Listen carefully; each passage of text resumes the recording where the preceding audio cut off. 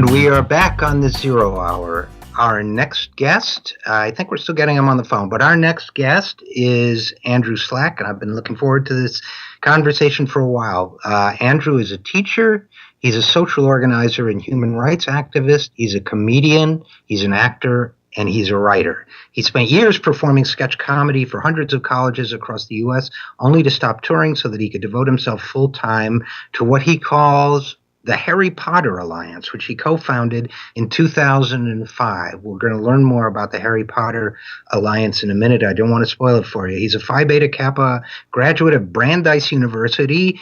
He's educated. He is dedicated. He's got book learning. He's dedicated to learning and extrapolating how modern myth, new media, and expressive therapy can transform our lives, both personally and collectively. And from what I've seen, he pulls all of that off. Now, do we have Andrew with us? Andrew, are you with us? Andrew is not with us. Okay, so we're going to vamp while we're waiting for Andrew. We're going to talk about the Harry Potter Alliance. The Harry Potter Alliance is what it claims to be. The Harry Potter Alliance is an organization, I believe, well, he'll tell us. Andrew, are you there? I am, yes. Hi, it's great to be here. How are you? Oh, I'm great. It's good to have you. You gave us a scare for a minute because I guess we couldn't hear each other, but it gave me time to give you an extremely laudatory and lengthy introduction, so it all worked out. Oh, I really want a recording of that when I'm not feeling good about myself, so thank you. Does that happen a lot? Not feeling good about myself? Yes. Well, I'm human, so, Yeah, I know. Well, listen, I think you should feel good about yourself because I think you do great work, and I want to hear more about it. Specifically, let's start by talking a little bit. There's so much we could talk about, but let's talk a little bit about the Harry Potter Alliance. Now, for people who might not know who it is, give us the box top rundown. Yep, sure. Well, I think if you haven't read Harry Potter, you probably know that Harry Potter is a pretty popular book series. I've heard words to that effect, yes. Yeah, so it's really created a culture of fans that have grown up with Harry. There's an international sports league based on the magical sport in the wizarding world. There's an entire genre of music called wizard rock with bands like Harry and the Potters, who are two brothers who look like Harry Potter, dress like Harry Potter, and sing punk rock songs from Harry Potter's perspective. There's hundreds of bands that are like this and sing from different... I have to cut you off to say we had those guys in the 80s. They were called the Proclaimers. But go ahead. There you go. But there's this whole culture of energy, talent, and resources that range from Wizard Rock and the International Quidditch Association to fan conferences, fan fiction, and on and on and on. And, I looked at all this energy, talent, and resources as a fan of Harry Potter, an obsessive fan. I started late.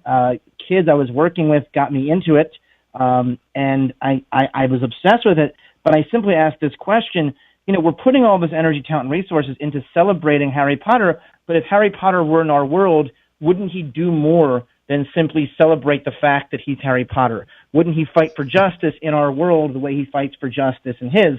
And in fact, in the fifth book, Harry starts a student activist group named after his mentor Dumbledore called Dumbledore's Army. What if we could turn all of this incredible online Harry Potter fandom, offline and conferences and meetup groups into a Dumbledore's Army for our world and draw on inspiration and parallels from the books? And we've done just that. There are issues in Harry Potter that deal with people having to live in the closet for their identity, for being a werewolf or a half-giant. And fans automatically, a whole generation of people, connect to the issue of it being unjust to have to live in the closet. Harry Potter is literally forced to live in the closet for his identity as a wizard. So we've done a lot of marriage equality campaigning and LGBTQ campaigning, as well as one of the leaders of our organization, a volunteer, Julian Gomez, used our YouTube channel as a platform to come out as an undocumented American, or as he called it, to use Harry Potter language, Muggle-born American,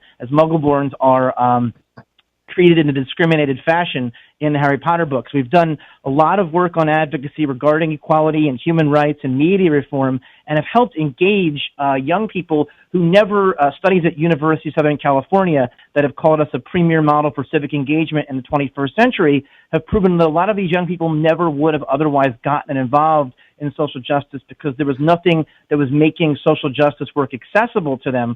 We've helped not only get them engaged, but have a more sophisticated understanding of the way to make social change. But in addition to that, so let me just jump in for a second there, Andrew, because that's a lot to absorb, and it sounds great. And I know you guys have raised money. You guys have gotten people, you guys are tremendously successful. And I say that as someone who knows nothing about Harry Potter, except that he's a big phenomenon. I've seen his picture and that kind of thing. But, and by the way, I don't take pride in that. I wallow in all sorts of pop culture. That's not a snobby thing. But let's philosophize for a second about this. Okay, so a lot of people feel that, when people get deeply into whether it's Harry Potter or Dungeons and Dragons or gaming or fanfic or whatever, that it's a sort of ersatz existence, that they're not somehow, I'm sure you've experienced this, a tremendous pushback that people get that, all those people who go to Star Trek conventions or whatever, they're not leading real lives. And yet you somehow have built a bridge. There's probably a bridge in the Harry Potter series somewhere, a magical bridge, but you guys have built a magical bridge from that world into ours and channeled it into a lot of great activism. And I think that's the way to go. But do people sometimes get lost and go the wrong way on the bridge? Oh, that's a great question. Can you clarify that a little bit? What would getting lost look like? Well, I'm getting deep here, but do people, and I don't really know, but do people, for example, in your experience, get so absorbed in the world of Harry Potter that they become disengaged from reality instead of what you're trying to do, which is to allow them to do both in parallel? Do people do a lot of people get, whether I'm not saying necessarily through the Harry Potter lines, but do people you find just get lost in that other world? Because that's the popular conception of people who don't participate, is that they just go off in a dream world somewhere. Of course there's that component to the nature of reading in general. So like even for me as a reader, I read as an escape. I watch movies and TV shows for an escape. So even for me, who's all about connecting these things, find joy in the escape. There is definitely portions of the fandom that are more geared towards going deeper into the fantasy.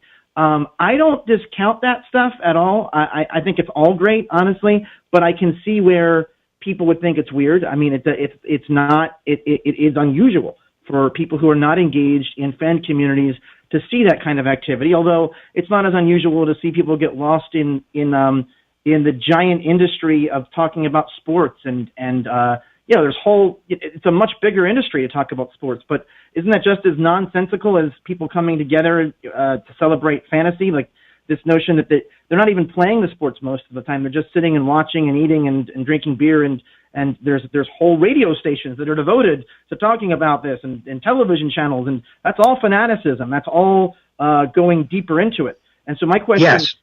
My answer to you is yes. Yes, of course, and it's a great point. And well stated. Now, I want to pivot for a second because our mutual friend, you and I have a mutual friend, and Alex Lawson. And Alex tells me that when you give speeches, first of all, he tells me that you know every single Disney movie theme song that there is. Is this true? I don't know if that's true, but I know a lot. I know. Okay, you know a lot. Okay, he also tells me that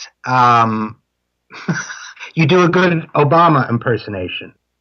Yeah, I met Alex in the weirdest place. Alex is, he lives in D.C. He's very well known. He's an incredible human being and activist. I met him when I was in a comedy group traveling right outside of Chicago in Lake Forest, Illinois, at a karaoke bar after my group performed, and he was challenging us in karaoke, saying that he was the man with the silver tongue or something like that, that no one could beat him in karaoke. So I know him in the context of being a comedian. So he's very familiar with my performance stuff. Yeah, so I do a pretty mean Obama impression.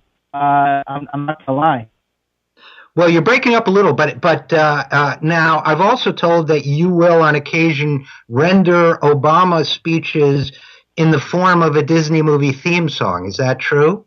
That is true. That is Let's true. hear one.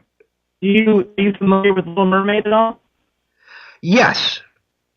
So you know the song part of their world, like I wanna be where the people are. That specific song. I do indeed. Okay, so we'll go from there. Imagine the White House behind me, or the Capitol, and this is the notion that the Obama, the transformative candidate of 2008, and his speeches were not very different than Disney songs. In fact, they scan perfectly. So here it is. Look at this place. Isn't it neat? Wouldn't you think my collection's complete? Wouldn't you think I'm the guy who's got everything? Now, I've got gadgets and gadgets aplenty. I have who's-its and what's-it galore. If you were interested in thingamabobs, I've got 20. But when we look at the deeper issues, who cares? It is no big deal. We want more.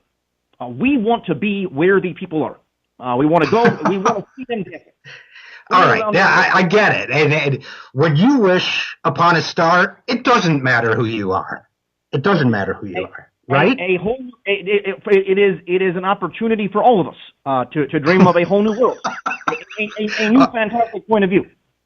All right, now I don't know if you know this, Andrew, but I am a musician and songwriter, guitar player, singer. The next time you come on, I'm going to reverse engineer what you just did, and I am going to take an Obama speech and set it to a Disney theme song's music. Oh man, we got to work together. This is fun. That would be incredible. I mean, that's incredible. We got a deal. Andrew Slack, founder of the Harry Potter Alliance, activist extraordinaire, comedian, writer, dancer, singer, magician, superhero. Thanks so much for being with us. Thank you. Just one thing I want people to remember is that we're going beyond Harry Potter and that we're doing Hunger Games and economic inequality in a big way. So to look out for that and to sign up at oddsinourfavor.org. You know who was the first to make the comparison between Hunger Games and economic equality? Me. Who's that? Oh, Me. You were the first. Yeah, like a year ago. What? Oh, you did it a year ago. Because yes, sir. We ran a campaign on the Hunger Games before that, but that's okay. You're the first. No, not necessarily. I was the first I knew about, though. All right, Andrew Slack, thanks so much for being with us, and we will be right back on the 0 Hour.